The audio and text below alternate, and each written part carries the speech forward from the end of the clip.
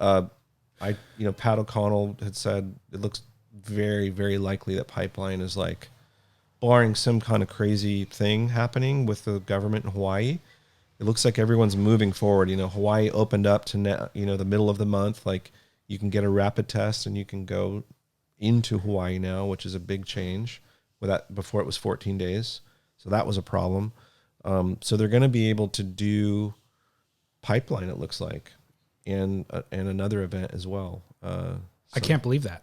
I mean, it could not happen, but like everybody in the building, like Eric Logan said directly to my face, really, like it's imperative that we we need to get going. So they're committed. Like, yeah, it's not like they're sitting around going, oh, maybe we'll do it. Like they really are committed.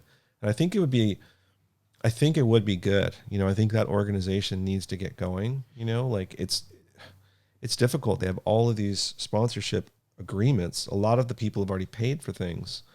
And you know what I mean? Like they got to make good on these partnerships. I appreciate their gusto, but there is a consequence with rushing it as well. Sure. And especially if it sows seeds of discontent in the Hawaiian community themselves, who have always, I think, been looking for opportunities to kind of oust the WSL.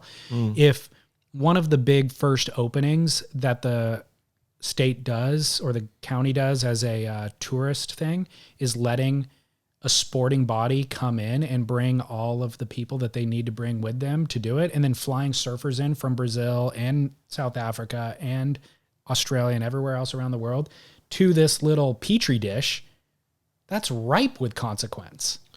Or rife, maybe. Yeah, it can be, but there's a pretty stringent process, like even just us going to the ranch, there was a ton of protocols and hoops. It wasn't just like willy-nilly, everyone just rolls in. Like there is quarantine periods that they do like within the group, and they do follow whatever the most like stringent guidelines are. So yeah, things can happen. I'm not an expert on coronavirus, and it's a very sort of hot topic. Yeah. And I'm not going to try to explain all the thinking of what the WSL does. I'm just sharing with you that they would really like to get it going.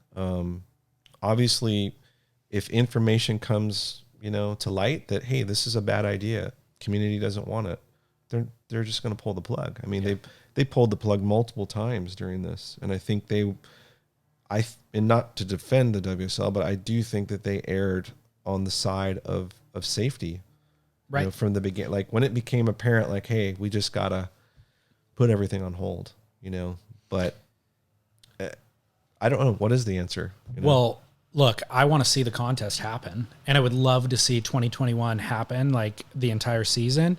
The coronavirus shutdowns have lasted way longer than I would have forecasted from the beginning. Sure.